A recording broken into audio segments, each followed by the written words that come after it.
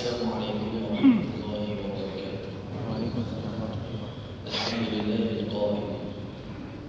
Ya ayyuhallazina amanu taqullaha wal tanzur nafsum ma qaddamat lighadin wattaqullaha. Innallaha khabirun bima ta'malun. Asyhadu an la ilaha illallah wahdahu la syarika lahu. Wa asyhadu anna Muhammadan 'abduhu wa rasuluh.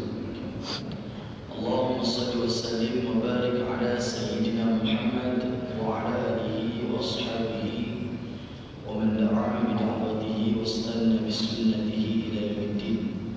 Rabbi ishrah li sadri wa yassir li amri wa hlul 'uqdatam min lisani yafqahu qawli. Rabbi zidna 'ilma warzuqna fahma amma ba'd.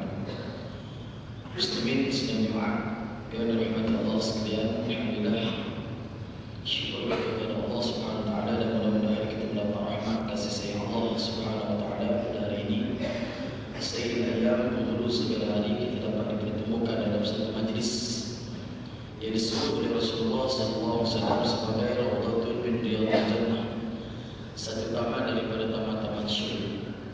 Nabi sebut idza marartu min Riyadhil Jannah farta'u, bila kamu nampak taman-taman syurga hendaklah kamu singgah. Sahabat Nabi bertanya, Riyadhil Jannah, di mana taman surga itu ya Rasulullah? Nabi jawab, di majalis zikri, di dalam majlis kami. Hadirin dan hadirin sedang jemaah yang dirahmati Allah sekalian, alhamdulillah kita diberikan kesempatan nikmat umur di muka bumi Allah Taala ini untuk beramal dan berjihad pada jalan Allah Subhanahu wa taala. Orang yang ada dengan umur yang diberikan ini dapat kiranya kita mengambil manfaat. Kerana dunia ini medan untuk beramal, medan untuk kita membuktikan ketaatan kita kepada Allah Subhanahu wa taala. Maka tuan-tuan yang dirahmati Allah, ingin saya perkenalkan pada tengah hari ini ayat Allah Subhanahu wa taala yang menceritakan tentang perjuangan. Di dalam surah Yasin, surah yang biasa kita baca, boleh katakan dalam setiap malam Jumaat kita baca amalan yang baik dan boleh diteruskan. Dan bila-bila masa saja boleh kita baca surah Yasin ini. Tak kira lah surah dalam Al-Quran kita baca. Yang banyak Jumaat kita bagi waktu baca surah Al-Kahfi, ya. Kita ada keupayaan kalau kita dah biasa baca Yasin. Cuma nak cerita pada tuan-tuan, surah Yasin ini surah perjuangan. Surah yang kita baca, surah Yasin ini surah perjuangan. Jadi kalau orang tak berjuang baca Yasin, dia tak faham. Dia tak berjuang baca Yasin, puluh habis baca Yasin, dia tak faham. Surah Yasin ini surah perjuangan. Firman Allah Ta'ala, A'udzu billahi minasy syaithanir rajim.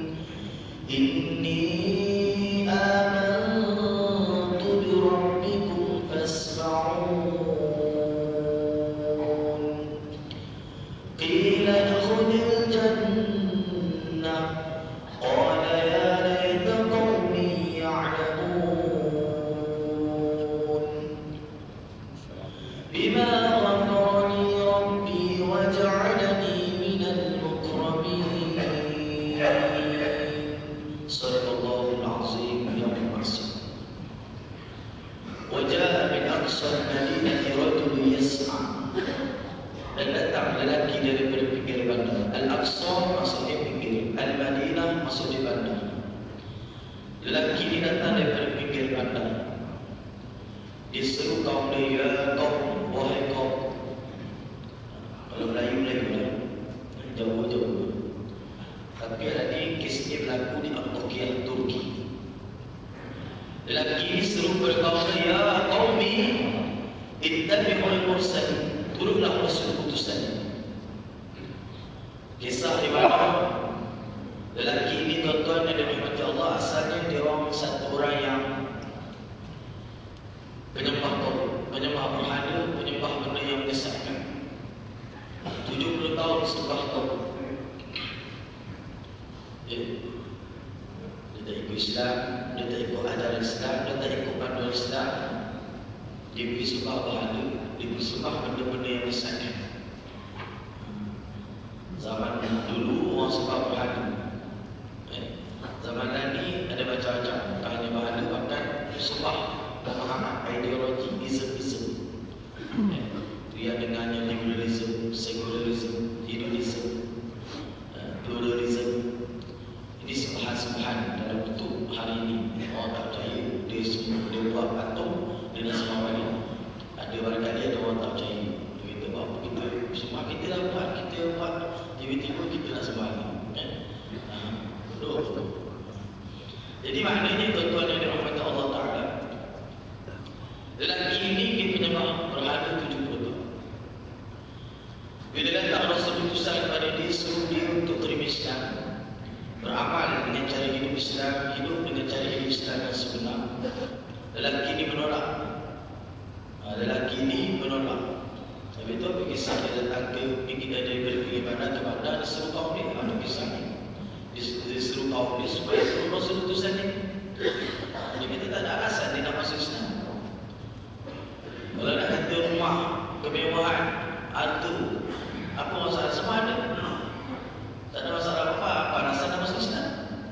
Dia kata ada tak ada pun anak aku. Kalau anak aku ni sakit, nak kata jumpa doktor, umur semua ni lah macam-macam tu. Tapi tak semua. Kalau ada tak ada pun kisah anak aku ni. Ada jaminan kalau aku masuk Islam anak aku sendiri. Ini yang kata orang kafir hidup. Orang kafir ni tak kira tanpa pun.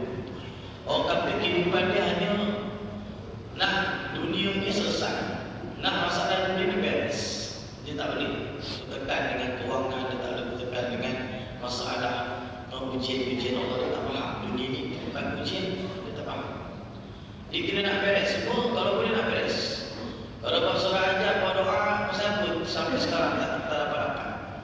Dia jadi putus asa, dia jadi orang yang pegangan dia tadi. Orang yang ada akidah, ada keyakinan dia percaya hidup di dunia ni tempat ujian. Allah nak uji aku baik buruk ke, sihat sakit, miskin kaya, itu ujian Allah Ta'ala. Bahkan kadang-kadang ujian kaya ni lebih susah daripada ujian miskin. Kadang-kadang ujian senang ni lebih susah daripada ujian susah. Lebih payah daripada ujian susah. Lapang nanti susah daripada sibuk. Sibuk daripada ibadah. Lapang tak ibadah. Ini ujian. Allah sebut dalam surah Muhammad ayat 15. A'udzubillahi minasyaitonirrajim. Wallazina kafaru yatamatta'una wa ya'kulun kama ta'kulul an'am wan nar maswadah. Dan sesungguhnya orang-orang kafir itu yatamatta'un, hidup mereka hanya berseronok-seronok. Apa benda nak buat kita happy, yang penting kita happy. Salah betul ke dia tak kira. Dia hanya kira seronok. Yang penting kita happy. Yang penting kita yang tak tahu kita boleh seronok-seronok, okey. Apa kita nak fikir-fikir masalah agama, masalah perjuangan, masalah jihad, masalah apa kita fikir. Wa ya'kulun, dan mereka itu makan minum kama ta'kulul an'am, seperti mana makan minum yang binatang-binatang ternak. Wan nar maswadah, dan neraka lah yang lebih layak untuk mereka kembali. Kampung halaman yang patut mereka kembali ke neraka. Padahal kita beri kampung halaman sungguh untuk adab sesungguh. Diuji dekat dunia sampai ada cucu anak di dunia ini, diuji oleh Allah Ta'ala. Nak balik ke kampung halaman sungguh mesti melalui jalan-jalan. Itu waktu jalan sungguh ini penuh dengan liku-liku, duri-duri, pandai-pandai, khufatil jannah bil makari wa khufatil nar bil syahwat. Jalan nak ke neraka ni ikut syahwat balik. Seronok lah Aku pun yang fikir pasal wakam dan anak-anak dan berusaha jangan fikir teknik betul. Jadi masalah kafir macam itu. Dari dulu sampai sekarang sama. Dia hanya nak settle masalah hidup di dunia seronok dan makan minum beres. Kama ta'kulul an'am, seperti mana makan minum yang binatang-binatang ternak. Mereka tidak ada tanggungjawab. Jadi bila beliau alasan itu, Rasulullah SAW yang datang kepada dia menyebut. Dia tanya mana anak kamu yang sakit. Semua beres. Anak sakit masalah. Dia kata mana anak kamu yang sakit. Dia bertunjuk anak yang sakit itu. Lalu Rasulullah SAW berdoa. Dia boleh merawat seperti mana Nabi Isa AS. Dia boleh rawat daripada darah itu. Dia doakan anak ni supaya Allah Ta'ala sembuhkan. Sebab Rasulullah SAW tak boleh sembuhkan. Maka Ustaz-Ustaz datang daripada tahu dia datang dia bukan boleh bagi hidayah kepada tuan. Ustaz-Ustaz menyampaikan hidayah. Allah Ta'ala yang bagi, yang campakkan. Dia pilih hidayah itu bagi batu. Yang pasti dia tak bagi hidayah pada batu-batu, pada buku-buku, pada bangunan tesis. Dia bagi hidayah kepada manusia yang nak terima hidayah. Sebab itu Al-Quran hudan lil muttaqin, petunjuk bagi orang-orang yang ingin bertakwa, yang ingin laksanakan perintah dan tinggalkan larangan. Orang-orang seperti ini dapat hidayah petunjuk Allah Subhanahu wa taala. Jadi dekat cerita ni tuan-tuan, bila lelaki ini dia anak dia yang sakit tadi didoakan oleh Rasul itu tadi. Dengan izin Allah Ta'ala anak dia disembuh. Bila anak dia disembuh tuan-tuan, terbukalah hijabnya, terbukalah pintu hati dia untuk menerima Islam. Ini asbab orang masuk Islam ni macam-macam. Saya masih jadi imam dan kelas dulu. Ada orang Melayu masuk Islam. Pasal apa? Pasal dia dulu tak dapat petunjuk. Macam-macam orang masuk Islam ni macam-macam. Orang Cina, orang India, orang apa orang pun, bangsa apa pun. Dia nak masuk Islam ni ada sebab-sebab. Terbuka dia cinta pada Islam kerana apa? Sebab-sebab tertentu. Dia ada sebab-sebab. Nak terbuka pintu hati dia. Jadi dia ni ada semua. Dia yakin dia confident Islam ni ada jaminan. Itu soalan dia masuk Islam. Bila dia masuk Islam, Allah tak ceritakan kisah dia masuk Islam. Ya Allah cerita dalam surah Yasin tadi ayat yang ke-20 kalau tak silap saya. Wa jaa min aqsal madinati rajulun yas'a. Dan datang lelaki dia berfikir pada lelaki ni tadi dah. Dia datang seru kaum dia, ya qaumi wahai kaumku. Turunlah Rasul utusan ini. Itu yang Allah ceritakan. Yang Allah ceritakan lelaki ini perjuangan dia, bukan ceritakan dia masuk Islam. So kita Islam kami, keturunan kita Islam. Apa bukti kita Islam? Yang Allah nak tengok bukti kita Islam. Apa tanda-tanda ciri orang Islam? Takkan orang Islam hanya lapas pada lidah, benar pada hati tapi tidak beramal dengan betul. Sedangkan iman itu telah dinyatakan jelas. Al-iman tasdiqu bil qalbi wa iqraru bil lisan wal amal bil jawarih atau bil arkan. Mana beramal dengan betul. Jadi Islam mesti dibuktikan dengan tindakan, dengan pelaksanaan. Baik. Jadi tuan-tuan yang dirahmati Allah